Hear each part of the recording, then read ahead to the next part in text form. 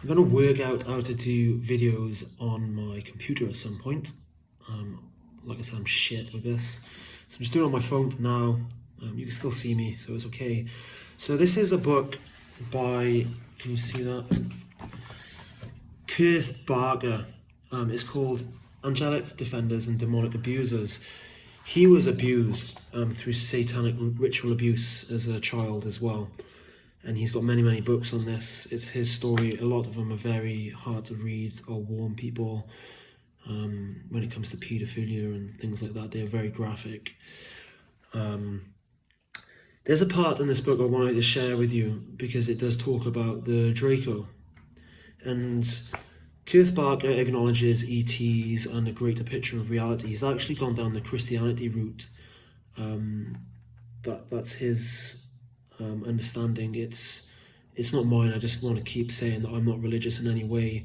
I believe religions are more manipulation. The Draco made religion to manipulate you. Take in certain aspects from reality, real people, the concept of the one energy, the all source God that is true in every religion, and it is true.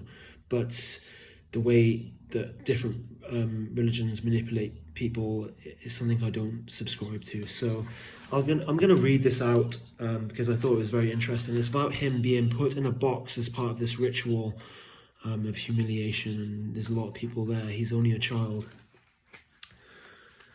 They all surrounded me. Someone handed a cup to VP and he made me drink it. The liquid in it tasted foul. Shotzi took off my clothes. Her and some others quickly put me in the box and shut it. I could hear the click of a lock.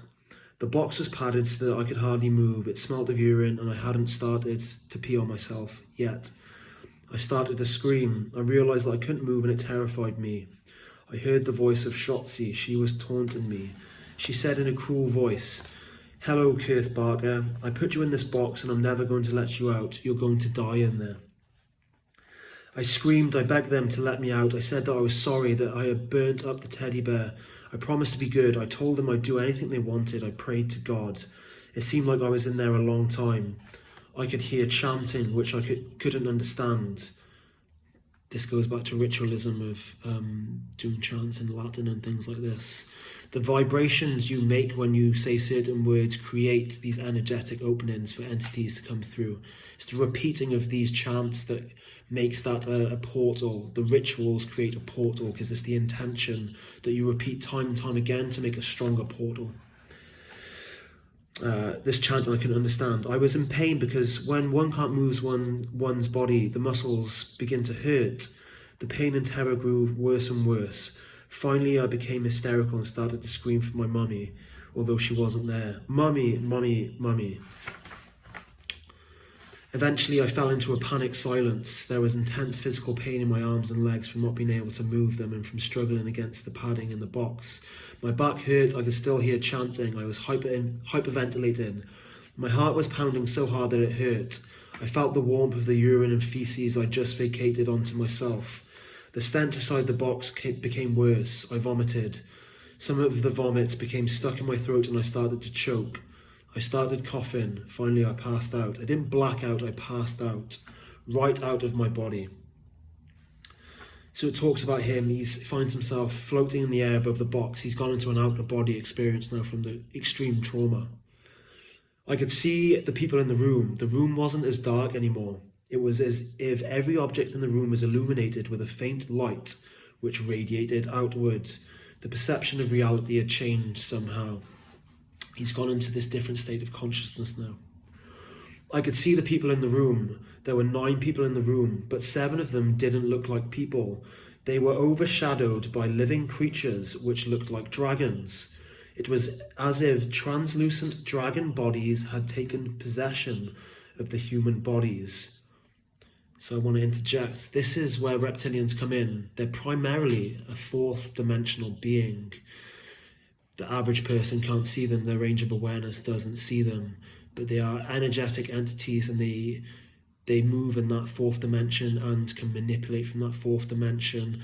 Through rituals, you can bring them into the 3rd dimension. They can actually be in the 3rd dimension as they are physical beings as well. But they mostly are in the 4th dimension.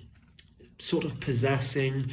The people will allow them to control them if their motives are driven the same as well, to get power and to do evil things. So it looks like it was as if the dragon bodies had taken possession of the human bodies. The ones who had been overshadowed were chanting something. The two men who weren't overshadowed had removed their hoods and were looking at this whole scene and shaking their heads as if with disapproval. The taller man was a dignified grey-haired man and the shorter one was younger. There were other dark creatures in the room. They didn't look solid. Their bodies were translucent. They looked like living shadows. There were two monstrous creatures which had many heads, eyes and tentacles. I felt terrified as I looked at them. This would be Archons. I see them pretty regularly. I used to see them all the time. They're energetic beings that feed on these lower vibrations, this loosh. But at the four corners of the room, there suddenly appeared four men who looked human. They were not solid, but rather ghost-like. They looked like the holograms in Star Wars. They glowed with golden light. I felt that they were angels, but they had no wings. One had a shield and a sword. They all carried medieval weapons of some kind. They seemed serene. One of them calmly walked up to one of the creatures which had many heads and stabbed it with a spear. It melted away in flames. The other creature and the 7 dragon creatures who were overshadowing the people disappeared instantly after that. The two men who hadn't been overshadowed by the dragon creatures looked at one another frowning, but none of the people in the room seemed to be able to see the angels. An angel with a sword and shield looked directly at me. He made eye contact. I felt stunned by his intentional gaze. I'll never forget what he said. His quiet voice sounded like the rolling of distant thunder. "This is very important," he said. "Don't be afraid." I immediately stopped feeling afraid.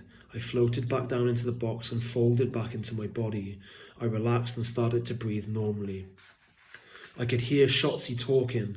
She was talking in a ritualistic voice filled with emotion. "I am the High Witch Belinda, Daphnis. O Demon Lord, I call unto you." She's talking to Archons. She's summoning these beings for power, using ritualism and sacrifice, certain abuse of this boy, Kurthbarger. "I have named you Merry Little Lamb, but your true name is Daphnis. You are the lover of Pan, flute player, lover of men. Daphnis, I invoke you. Possess the body of this boy. Make him your vessel. Come into this world. Come into this place of being. I have created this door for you. Enter into this room. Be here with us now. Take possession of this boy." I heard the lock on the box being opened. It seemed as if I had been in the box for a long time. Shotzi helped me out of the box. She stood me up. So this is a bit about... Kurth, I don't think, understands about the Draco. He understands a little bit that ETs are very involved with the Illuminati. His books do talk about the Illuminati structure and about ETs being involved. But like I said, he's very religious, so he's gone down that route because he was terrified and he felt it saved him when he prayed to Jesus.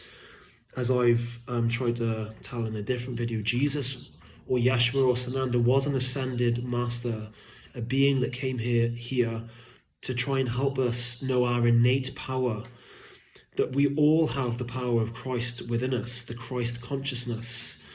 There was an Orion Christ that tried to help them in that constellation and those planets. There was one that come here. Religion is very manipulated, but I just wanted to share about that and how it ties into the Draco and how they operate and how you can see it in certain videos of them overshadowing people, such as people in politics, the Bushes. George Bush Sr., there's a very famous video of him being overshadowed.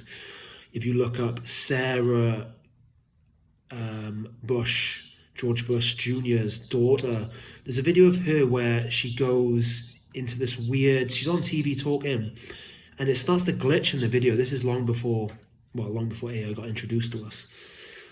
And it looks exactly like liquid crystal technology. So you have liquid crystal displays, which are LCD TVs. They use coloured glass to direct the light to create the image we see.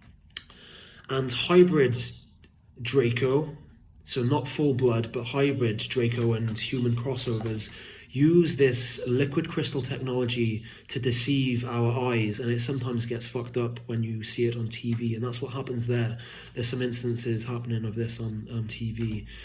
I'll go into this in further videos, because full blood Draco, like the royalty, they don't need to use this technology to disguise themselves. They actually are very psychically in tune, and what they'll do is they'll manipulate your prefrontal cortex. So they don't change at all. They don't shapeshift. They literally change your perception of them, like a magician's trick. They do something with their hands and you're tricked. They do the same with your prefrontal cortex. So psychic abilities are innate in humans and all of source consciousness. We've been conditioned to believe they're not true, so we're very out of touch with them.